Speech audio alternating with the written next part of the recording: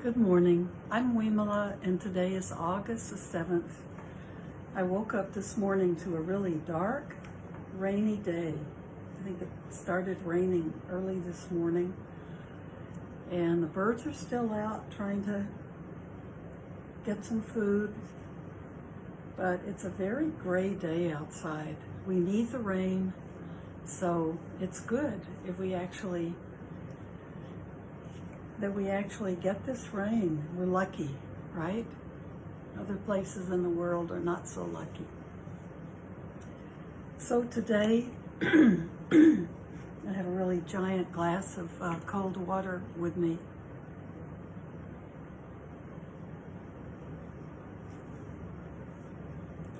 Today I'm going to read some more from Sharon Salzberg's book, A Heart as Wide as the World. Stories on the Path of Loving Kindness. Sharon Salzberg is really the lay teacher who brought loving kindness to this country. That was the task that that Vimala gave her before she left India, back as a very young woman. When Vimala told her that she was coming back to America and would be teaching, she didn't believe her.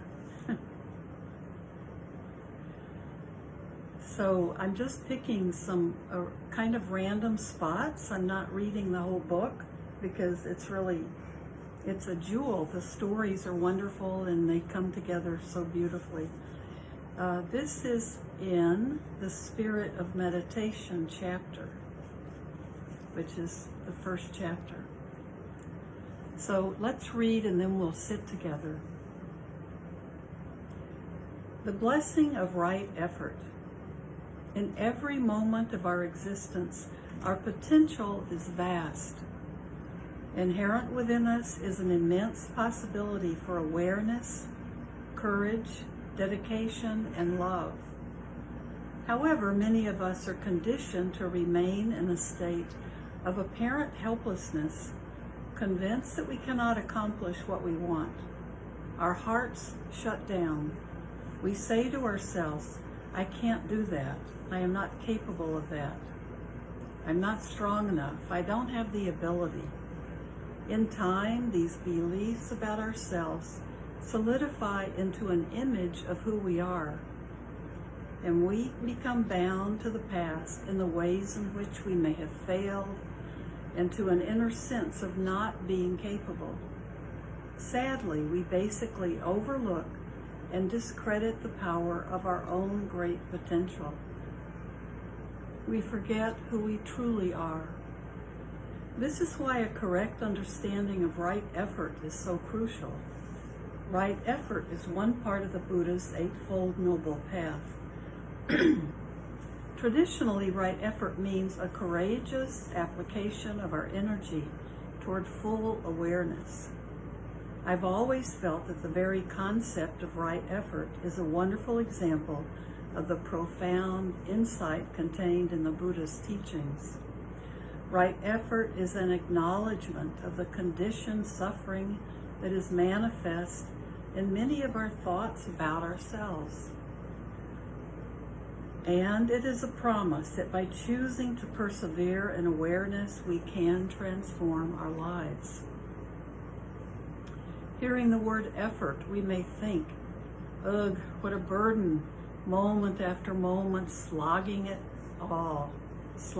through it all. But actually, right effort is our greatest blessing because it points to the extraordinary potential for freedom and change every one of us is capable of.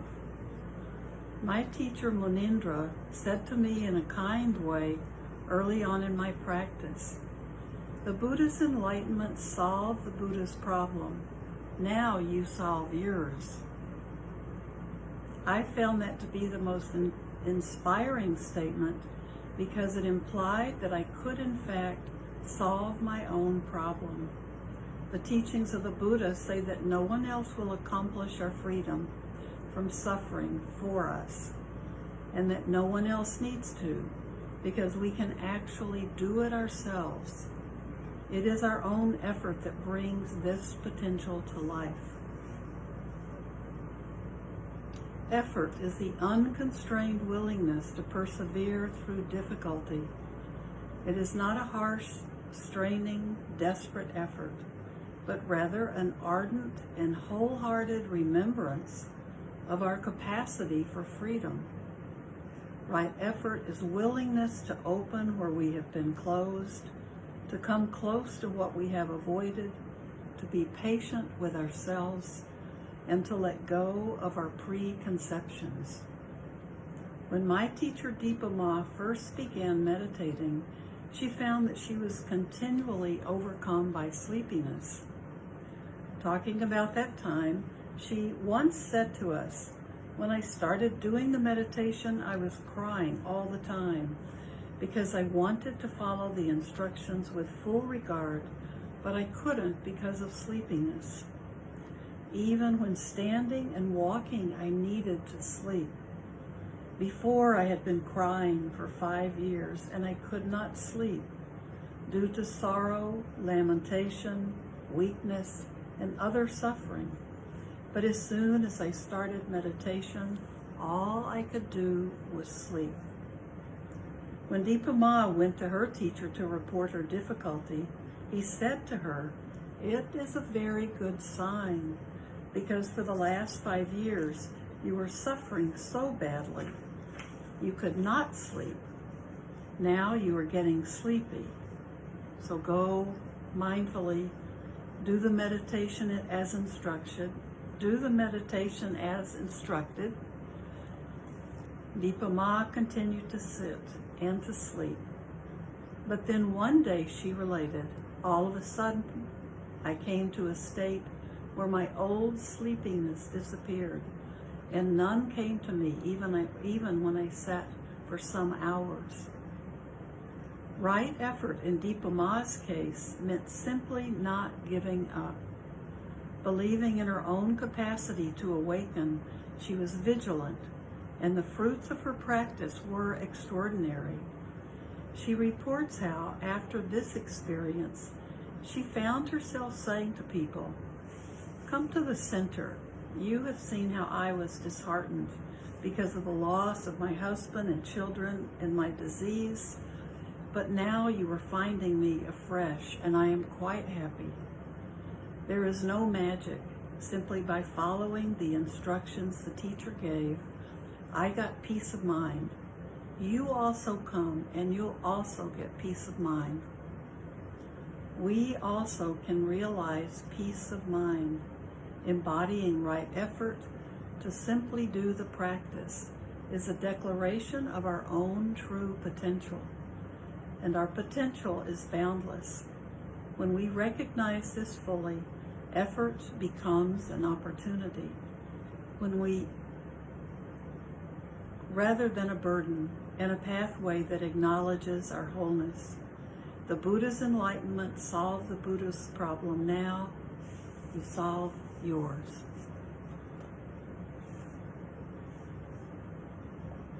I like that. The Buddha's enlightenment solved the Buddha's problem. Now you solve yours. I'll read a little bit more. So I like this next story. Let's see, just another page or so. Yeah. In the beginning, it is said that the Buddha spoke so simply that even a 7-year-old child could understand him. Perhaps this is why it is also said that the Buddha had a fair number of fully enlightened 7-year-old disciples.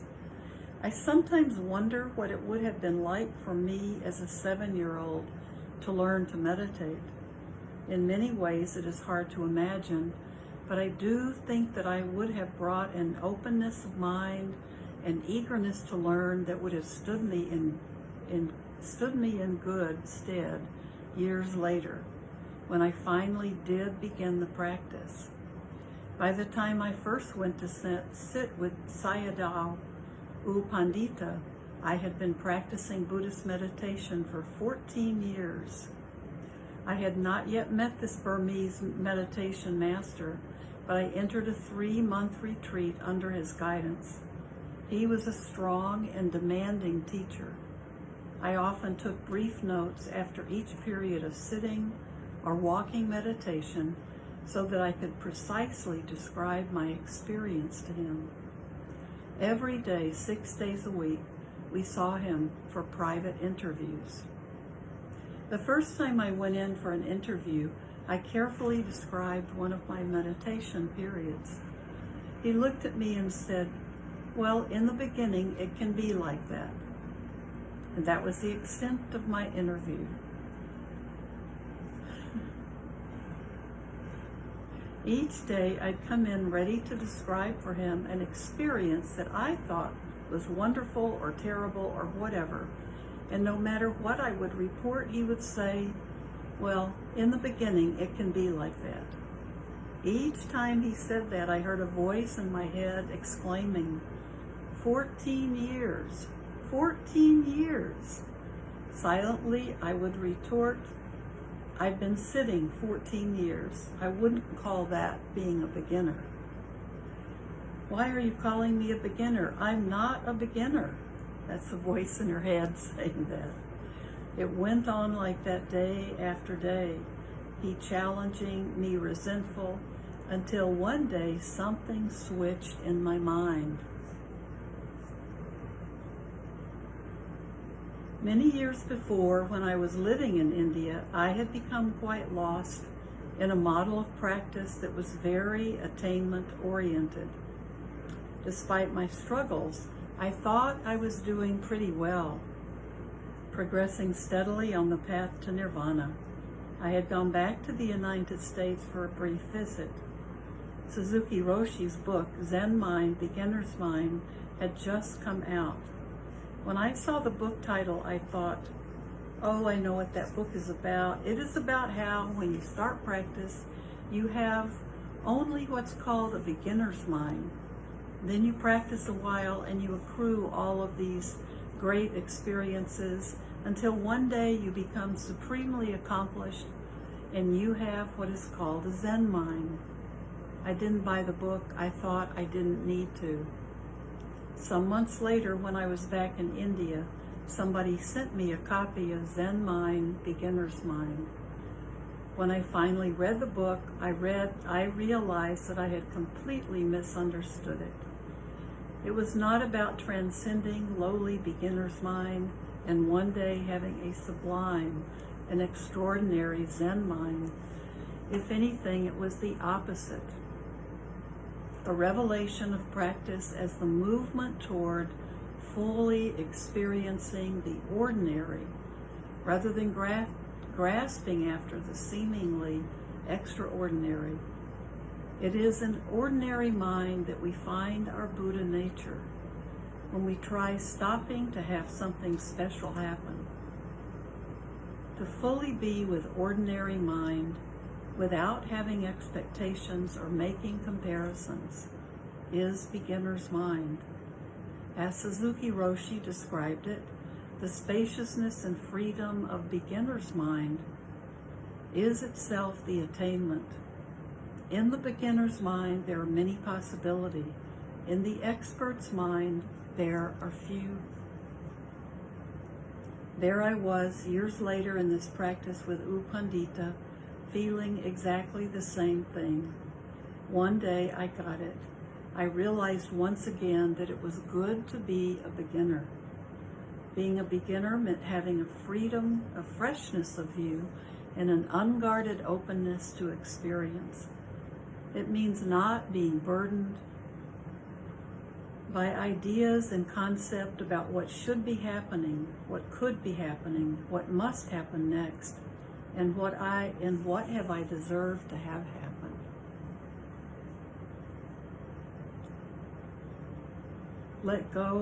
Letting go of concepts of position and status, make the practice alive in this moment rather than stagnant. With relief, I acknowledge to myself, I am a beginner, and I hope I continue to take joy in being a beginner. Of course, on the very day I came to that understanding, U Pandita mysteriously stopped saying, "In the beginning, it can be like that."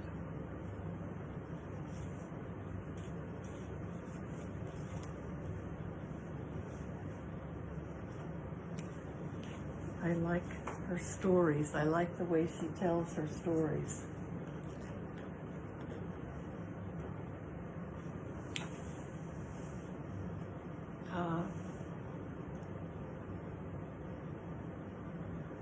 So a lot of freezing today, it sounds like, with people. The screen freezing, not the other kind of freezing. So why don't we sit and I'd like to just read this about loving kindness, but then let's just do a silent sit with the time we have remaining. And you can let whatever thoughts are going through your head, just try to keep coming back to the present moment. And you might want to use this verse on loving kindness, but we'll let it be a silent sit, a silent practice.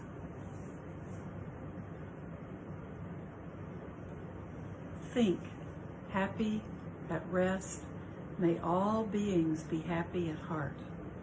Whatever beings there be, weak or strong, without exception, long, large, middling, short, subtle, gross, seen and unseen, living near and far away, born or seeking birth, may all beings be happy at heart. Let no one deceive another or despise anyone anywhere, or through anger or resistance perception, wish for another to suffer.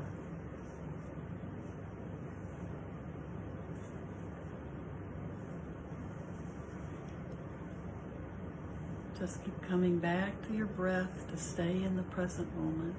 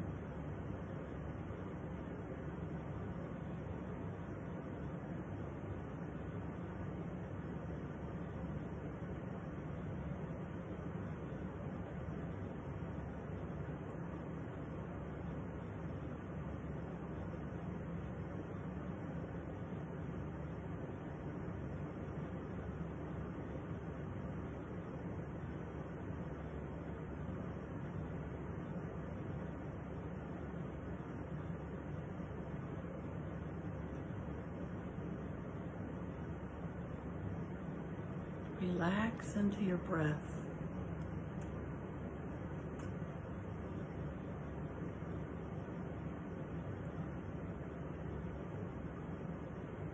And just let go of everything else, things you've left undone, things you have to do today.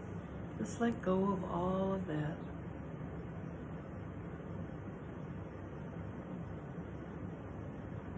Bring that peace and serenity into your present moment.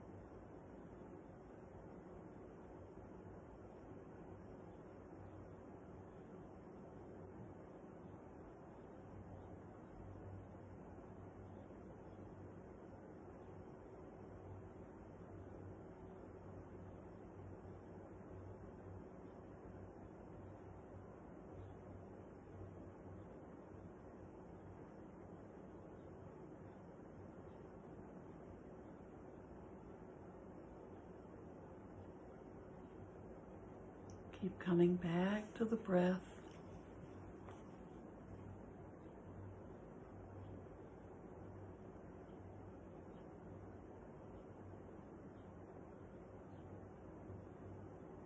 Have a beginner's mind. Just come back over and over to the breath.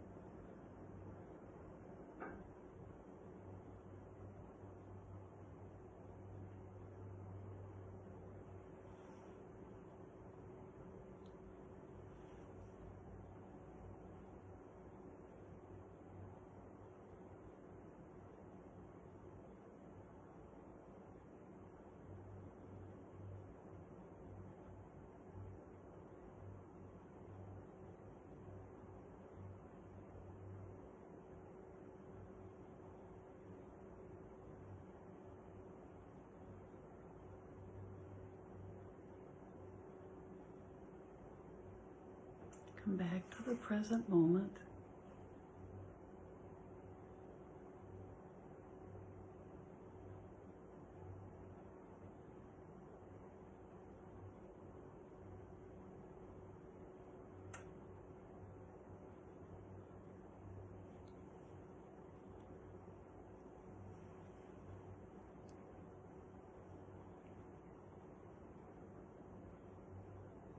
If you can, continue to sit with yourself. If you have the time and you have the inclination, your mind will be more prepared.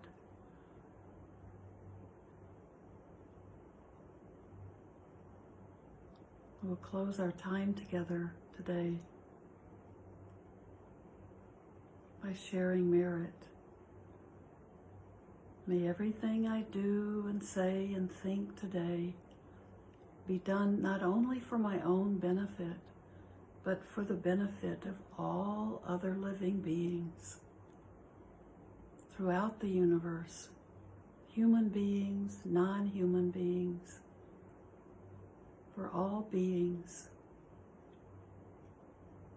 May I be part of a refuge for you.